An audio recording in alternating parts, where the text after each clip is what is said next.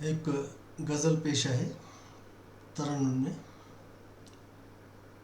वेठा उहिदन ते सभ फिदाहिन, वेठा उहिदन ते सभ फिदाहिन, वेठा उहिदन ते सभ फिदाहिन।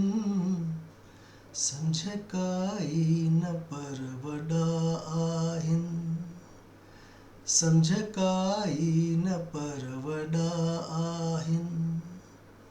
अक़ुल वारा हिते हुते घुमनि, अक़ुल वारा हिते हुते घुमनि, अक़ुल वारा हिते हुते घुमनि।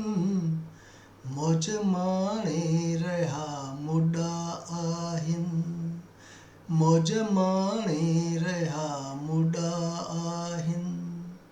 कम चङा जिन शुरू कया पर से, कम चङा जिन शुरू कया पर से।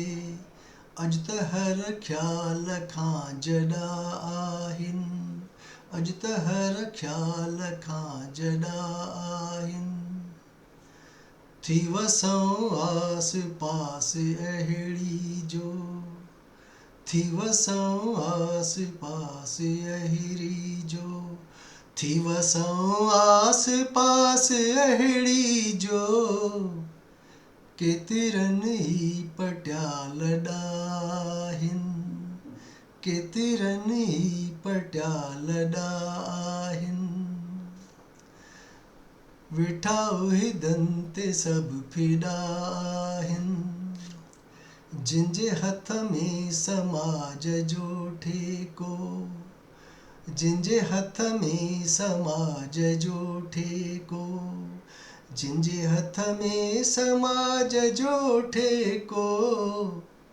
तिन खणाए छॾिया तॾा आहिनि, तिन खणाए छॾिया तॾा आहिनि। वेठा उहिदन ते सभ मुॾा आहिनि, अल्ह लोकनि जा आसिथा न हुआ, अल्ह लोकनि जा आसिथा न हुआ, अल्ह लोकनि जा आसिथा न हुआ। किन शरीफ़नि जा अॼु अॾा आहिनि, किन शरीफ़नि जा अॼु अॾा आहिनि।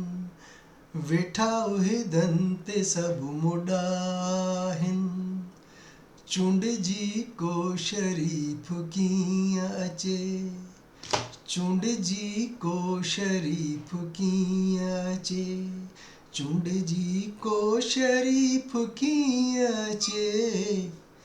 जोड़जक में अगर खॾा आहिनि, जोड़जक माना संविधान। चूंडिजी को शरीफ़ कीअं अचे, चूंडिजी को शरीफ़ कीअं अचे, चूंडिजी को शरीफ़ कीअं अचे। जोड़जक में अगर खॾा आहिनि, वेठा उहिदन ते सभ वॾा आहिनि। लोकशाहीअ खे एॾो खाधो अथनि, लोकशाहीअ खे एॾो खाधो अथनि, लोकशाहीअ खे एॾो खाधो अथनि। हाणे उन जा बचा हॾा आहिनि, हाणे उन जा बचा हॾा आहिनि। वेठा उहिदन ते सभ फिदा आहिनि, कीअं बि अख़बार में अचे नालो, कीअं बि अख़बार में अचे नालो, कीअं बि अख़बार में अचे नालो। बंदा केॾा कंदा फॾा आहिनि, बंदा केॾा कंदा फॾा आहिनि। वेठा उहिदन ते सभ मुॾा आहिनि, सम्झ काई न पर वॾा आहिनि। वेठा उही दंत सब मुडाहिन समझ काई न परवडाहिन समझ काई न परवडाहिन समझ काई न परवडाहिन। महिरबानी।